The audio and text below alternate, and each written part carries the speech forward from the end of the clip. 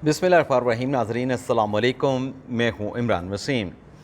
नाज़रीन, इस video log में अदालती महाज से दो बड़ी अहम ख़बरें जो साइफ़र केस के जज हैं अबुल असनाद ज़ुल्करनैन साहब, उनके बड़े ही सख्त और दिलचस्प मुकालमे हुए हैं चेयरमैन तहरीक इंसाफ इमरान ख़ान की लीगल टीम के एक वकील के साथ। और यहाँ तक मुकालमे हुए कि जज साहब को कहना पड़ा कि अगर अल्लाह के हुक्म से साइफ़र केस का फ़ैसला मैंने करना है तो ये मैं फ़ैसला करूँगा, ये मैं हुक्म दे के जाऊँगा।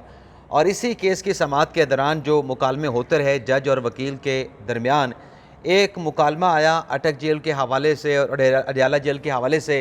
तो जज साहब ने इस मामले पर जो रिमार्क्स दिए उस पर जो वकील इमरान खान साहब की अदालत में मौजूद थे, जो जज साहब के साथ मुकालमे कर रहे थे, आर्गू कर रहे थे, उसने तमाम जो मलबा था वो शेर अफजल मरवत साहब पे डाल दिया। अब ये अदालती कार्रवाई का जो अहवाल है, ये जो सारा मामला है, एक तो इसकी तफसीलात आपके साथ हम शेयर करेंगे।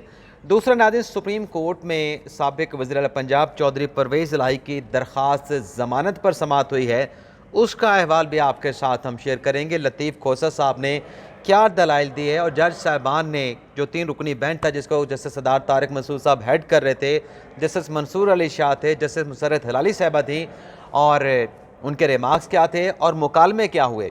लतीफ़ खोसा साहब ने तो यहाँ तक कह दिया कि अगर ये आलम है और इस तरीके से लोगों को एक केस में अगर ज़मानत के बाद गिरफ़्तार करना है तो मुल्क का अल्लाह ही हाफ़िज़ है।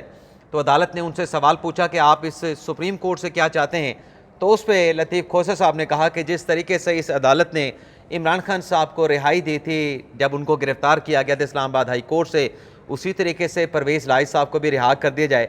तो जज साहब ने इसका क्या जवाब दिया। और फिर लतीफ़ खोसा साहब ने एक और भी बात की कि अगर ये इस तरीके से मामला चलने हैं तो मुल्क का अल्लाह ही हाफ़िज़ है, पाकिस्तान का अल्लाह हाफ़िज़ है। तो खातून जज मुसर्रत हिलाली साहबा ने इमरान खान साहब के वकील परवेज़ इलाही के वकील जनाब लतीफ़ खोसा साहब से कहा कि मुल्क के जो पाकिस्तान की किस्मत है, इसका जो मुस्तकबिल है वो एक दो लोगों के साथ नहीं जुड़ा हुआ। तो इसका अहवाल भी आपके साथ हम शेयर करेंगे। तो दूसरी जो खबर है परवेज़ इलाही साहब की जो दरख्वास्त ज़मानत पे समाअत हुई है, इससे हम अपनी वीडियो का, अपनी खबर का आगाज़ करेंगे। नाज़रीन, लाहौर हाई कोर्ट में जब परवेज़ इलाही साहब को रिहा करने का हुक्म दिया और फिर साथ में ये भी कह दिया किसी दूसरे केस में परवेज़ इलाही को गिरफ़्तार ना किया जाए, तो इस्लामाबाद की पुलिस वहाँ पे गई मजिस्ट्रेट का ऑर्डर लेके, अरेस्ट वारंट लेके, और परवेज़ इलाही को लाहौर से गिरफ़्तार करके इस्लामाबाद लाया गया। उसके बाद ये हुआ, क्योंकि ये पस मंज़र भी थोड़ा सा आप नाज़रीन के साथ डिस्कस करना ज़रूरी है क्योंकि जो खबर है वो आपको समझ आ सके कि अदालत सवालात क्या पूछ रही थी। उसके बाद जब परवेज़ इलाही साहब इस्लामाबाद में लाए गए, लाहौर हाई कोर्ट में परवेज़ इलाही साहब के वकला ने, उनकी अहलिया ने एक दरख्वास्त दायर की कि परवेज़ इलाही साहब को अगवा कर लिया गया है, उनके वेयर अबाउट का पता नहीं, उनका पता चलाया जाए, उनको अदालत में प्रोड्यूस करवाया जाए, और एक कंटेम्प्ट की एप्लीकेशन भी दायर कर दी। इस पर जब आज अदालती कार्रवाई का आगाज़ हुआ तो जज साहबान ने जब पूछा सवाल, तो जनाब सरदार लतीफ़ खोसा साहब ने कहा कि देखें, एक केस में परवेज़ इलाही को छोड़ा जाता है और दूसरे केस में जो है परवेज़ इलाही को गिरफ़्तार कर लिया जाता है। तो इस पर जज साहबान ने कहा कि आप ये जो कानून की किताब है, हमने भी हलफ कानून का, आइन का उठा रखा है, हाई कोर्ट के जज साहबान ने भी यही हलफ उठा रखा है। सरदार तारिक मंसूर साहब ने स्पेसिफिकली सवाल पूछा कि कानून में ये गुंजाइश कहाँ पे है, ये कौन सा सेक्शन है, कौन सी प्रोविजन है, हमें भी एजुकेट करें और बताएं कि जिसमें इस किस्म का एक ब्लाइंड ऑर्डर, एक ब्लैंकेट ऑर्डर यानी लामहदूद ऑर्डर, अंधा ऑर्डर दे दिया जाए कि इस केस में भी ज़मानत ली जाती है और दीगर केसेस में भी इस मुलज़म को गिरफ़्तार ना किया जाए, ये कानून में कहाँ पे लिखा है। सरदार तारिक मंसूर साहब ने कहा लतीफ़ खोसा साहब से कि CRPC का कानून वाज़ेह है कि अगर दूसरे केस में गिरफ़्तारी हुई है उसमें आप अलग से रजू करेंगे। सरदार साहब ने कहा कि हम देख रहे हैं कि अदालतें इस किस्म के अहकामात, इस किस्म के ज़मानतों के ऑर्डर जारी कर रहे हैं कि जो केस इन हैंड है उसमें भी ज़मानत देते हैं और जो केस उनके सामने नहीं है उसमें भी गिरफ़्तार ना करने का हुक्म दे देते हैं। कि ये तो सरदार तारिक मंसूर साहब ने कहा कि एक तरह का लाइसेंस टू क्राइम देना है, यानी जुर्म करने का लाइसेंस देना है।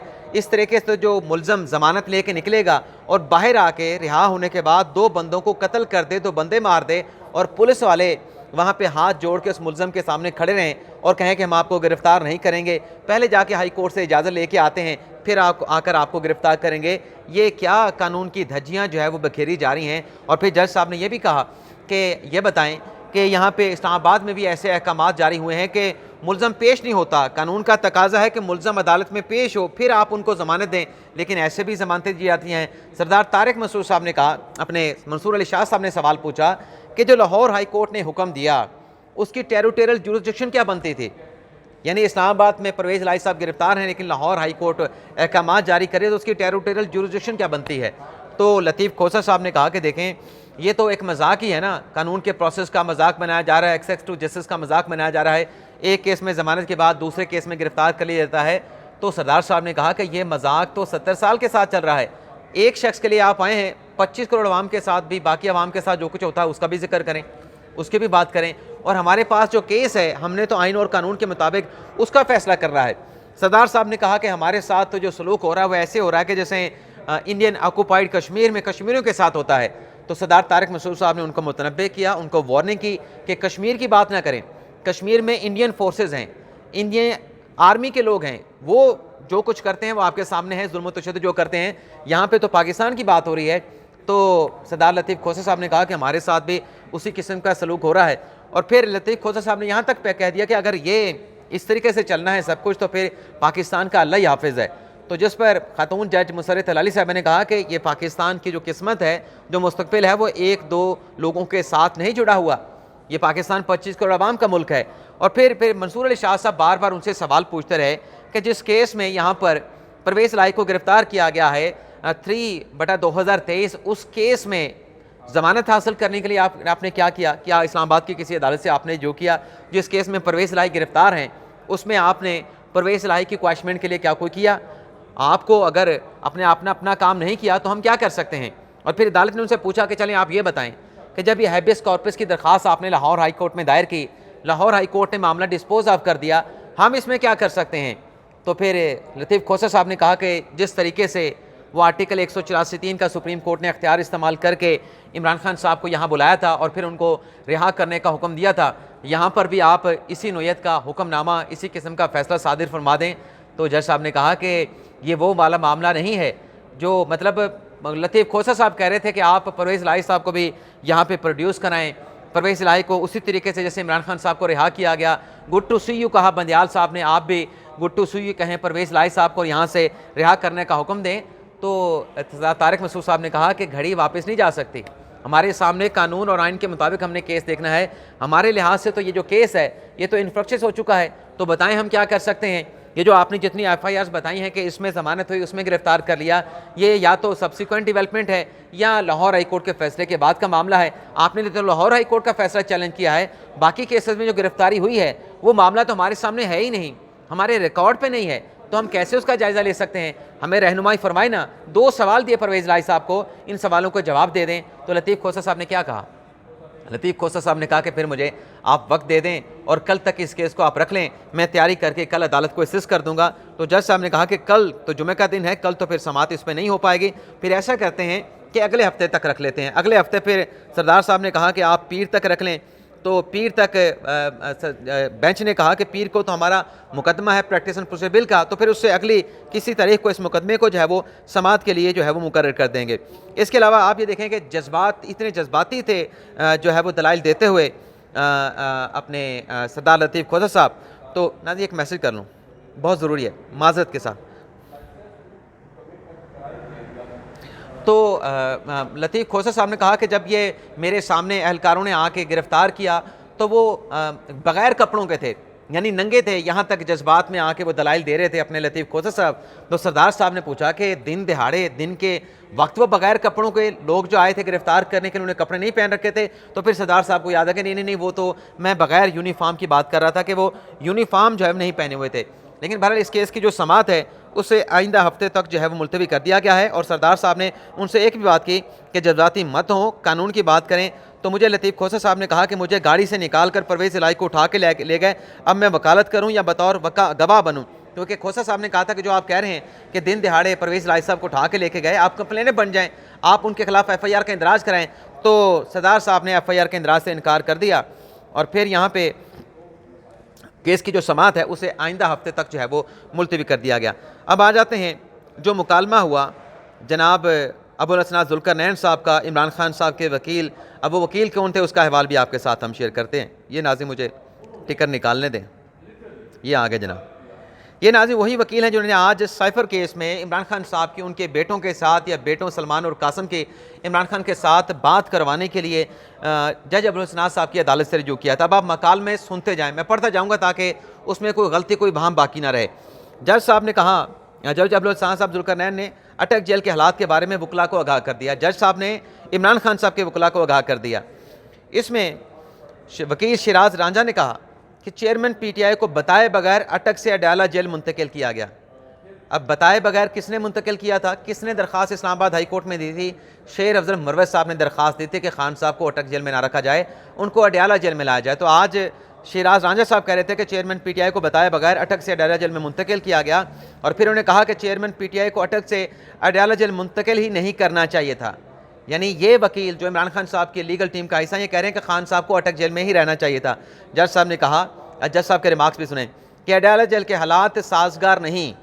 जज साहब खुद एक्सेप्ट कर रहे हैं, लेकिन इसकी वजह भी बयान करते हैं आगे चल के कि अडयाला जेल के हालात साजगार नहीं। माहौल अटक जेल में बहुत मुख्तलिफ था और बहुत बेहतर था चेयरमैन पीटीआई इमरान खान के लिए। आगे सुने, दर्जन मुर्गियों के डरबे में 35 मुर्गियाँ होंगी तो क्या हालात होंगे। जज साहब ये कह रहे हैं, ये आपके आसानी के लिए साथ साथ बताता भी जा रहा हूँ, जज साहब ये कह रहे हैं कि अटक जेल में जो कैदी रखे गए थे वो कैपेसिटी से कम थे, और जो अडयाला जेल में कैदी मौजूद हैं, अडयाला जेल की कैपेसिटी से ज़्यादा लोग वहाँ पे रखे गए हैं। तो फिर हालात कहाँ पे साजगार होंगे, खान साहब को फैसिलिटीज़ कहाँ पे मिलेंगी। और फिर मुकालमा हुआ, जनाब अपने जज साहब ने कहा कि अटक जेल में चेयरमैन पीटीआई से आमने सामने बात होती थी।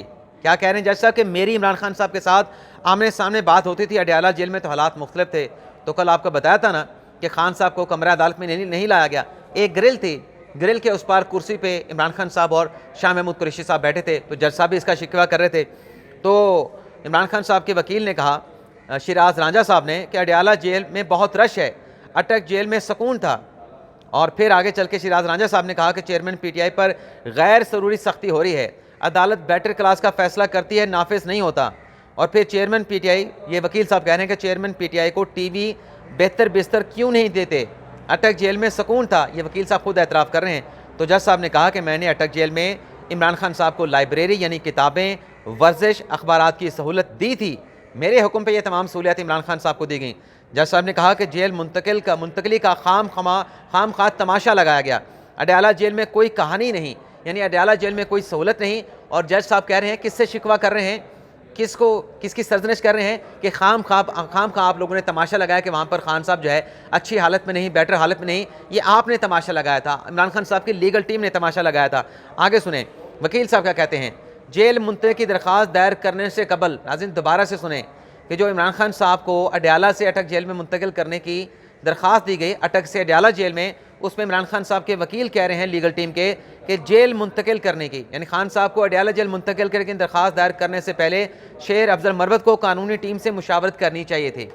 ये एक नया केस खुल गया जी, अपने वकील ने खोल दिया है कि शेर अफजल मरवत साहब ने जो अटक से इमरान खान साहब को अडयाला जेल में मुंतकिल करने की दरख्वास्त दी थी, वो किसी मशवरे के बगैर दी थी, किसी के साथ मुशावरत नहीं की, किसी को बताया नहीं, और दरख्वास्त दायर करके फैसला लेके खान साहब को अटक से अडयाला जेल में मुंतकिल करवा दिया। आगे सुने, आगे बड़े दिलचस्प और सख्त रिमार्क्स हैं।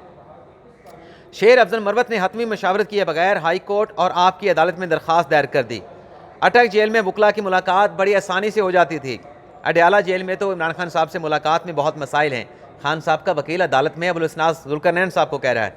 जज साहब ने क्या कहा, मैं कल डिप्टी सुपरिटेंडेंट अडयाला जेल के दफ्तर बैठा था, मेरे सामने 70 मुल्ज़मान गुजरे, मैं तो पेट्रोल की पूरी टैंकी, मेरी तो पेट्रोल की पूरी टैंकी लगती थी, लेकिन अटक जेल में समाअत आसानी से होती थी।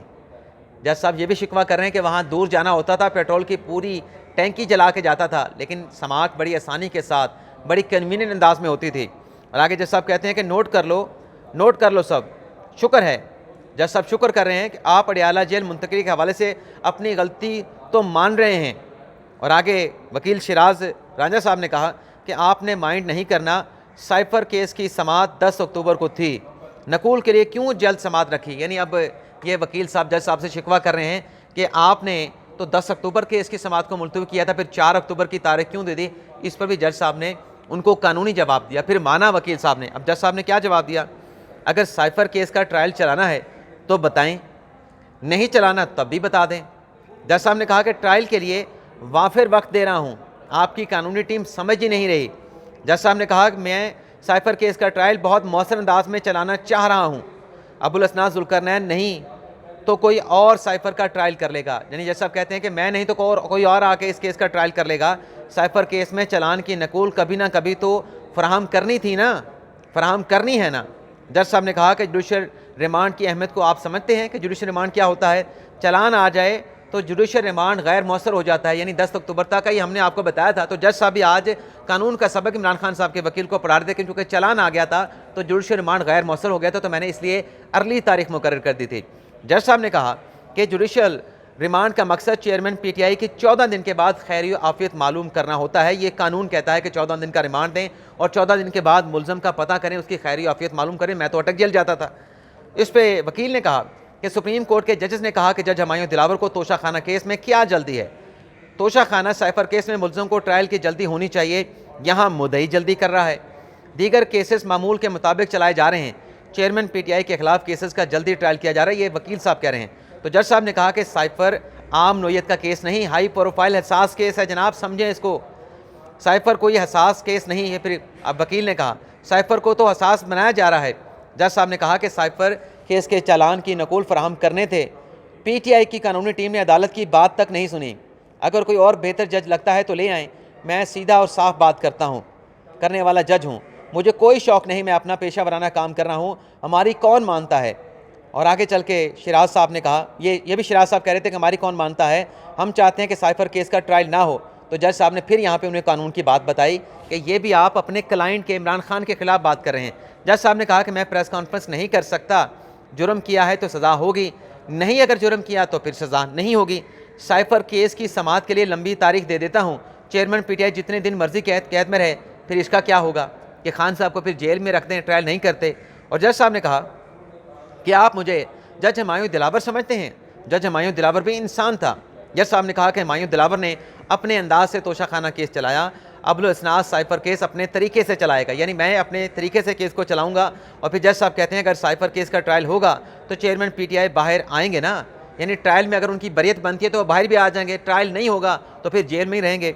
जज साहब ने कहा कि इस बात में वकील साहब ने कहा इस बात में कोई शक नहीं कि आप पीटीआई के वकला की बातों को समझते हैं। अब वकील साहब एतराफ़ कर रहे हैं जज साहब की कैपेबिलिटी का, उनकी अहलियत का, कि आप हमारे वकला की बात को समझते हैं। और आगे जज साहब ने कहा कि अल्लाह ने अगर साइफर केस का फ़ैसला अबुल असनाद के हाथों से करवाना है तो अबुल असनाद ही करेगा। तो ये नाज़रीन जो मुकालमे हुए दिलचस्प और सख्त, इसकी डिटेल अपने आपके साथ हमने शेयर की। इसके अलावा कुछ दीगर भी हैपनिंग्स हुई हैं। काजी साहब के साथ भी एक आधे घंटे के बाद हमारी मुलाकात है, उसका अहवाल और चेयरमैन पीटीआई इमरान खान साहब से मुतल्लिक एक बड़ी ख़बर है जो अगले वीडियो लॉग में आपके साथ हम शेयर करेंगे। और ख़बर ये है, ये ख़बर से हट के, इस खबर से हट के कि इमरान खान साहब के वकला ने इलेक्शन कमीशन का मौक़िफ़ मान लिया है। जो इलेक्शन कमीशन कह रहा था तोशा खाना केस में, अब इमरान खान साहब के वकील उस बात को एडमिट करके बैठे हैं, एतराफ़ करके बैठे हैं, तहरीरी तौर पर एतराफ़ करके बैठे हैं। अब ये क्या मामला हुआ है, इसकी डिटेल फिर अगले वीडियो लॉग में। अब तक के लिए इतना ही, इजाज़त चाहते हैं।